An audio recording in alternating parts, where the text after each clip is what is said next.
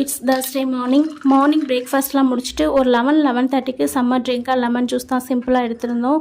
நகர மீன் தான் வாங்கியிருந்தேன். கூடவே எப்பொழுதும் போல் இறாலும் வாங்கியிருந்தேன். எல்லாத்தையும் சமைச்சிட்டு இன்றைக்கி பண்ணைக்கு கிளம்பியாச்சு. குளக்கரை வரைக்கும் இருந்த தண்ணி வடிக்கிற வெயிலுக்கு தண்ணியெல்லாம் வற்றி போய் குளமே வற்றி போய் தான் இருந்துச்சு. இருக்கிற தண்ணியில் எப்படியும் அதில் உள்ள மீன்கள் சர்வைவ் ஆகிட்டு இருக்குது. இன்றைக்கி ஒரு மரத்தில் 4 மாங்காய் வரைக்கும் நல்லா காய்ச்சி இருந்தது. இவர் இன்றைக்கி மாங்காய் பறிக்கலான்னு சொல்லிட்டு தான் ஃபார்முக்கே கூட்டிகிட்டு போயிருந்தாங்க. இல்லை நீங்கள் தானே மரம் வச்சிங்க, உங்கள் கையால் பறிங்கன்னு சொன்னால் இல்லை நீ பறின்னு சொன்னார். இருந்தாலும் பரவாயில்ல நீங்கள் பறிங்க அப்படின்னு சொல்லிட்டு கொஞ்சம் ஃபோர்ஸ் பண்ணதுக்கப்புறம் குட்டியாக ப்ரேயர்லாம் பண்ணிவிட்டு மாங்காய் பறிக்க போனார். அப்படி இருந்தும் அவருக்கு ஏனோ மனசு வரல மாங்காய் பறிக்கிறதுக்கு. கடைசியாக நான் தான் பறித்து எடுத்தேன். இந்த மாங்காய் பறிக்கிறதுக்கு காரணம் இதில் குட்டியாக ஓட்டெல்லாம் வந்துருச்சு. சரி இதை பறிச்செல்லாம் எடுத்துகிட்டு ஒரு மாங்காய் மட்டும் பறிச்சுட்டு ரிமைனிங் உள்ள மாங்காய் எல்லாம் மரத்துலேயே விட்டாச்சு. கொஞ்ச நேரம் ரிலாக்ஸாக குளத்தோட கரையில் உட்காந்து இருந்துட்டு பொழுது அடைஞ்சதும் அங்கேருந்து வீட்டுக்கு கிளம்பியாச்சு. வாழ்க வளமுடன்.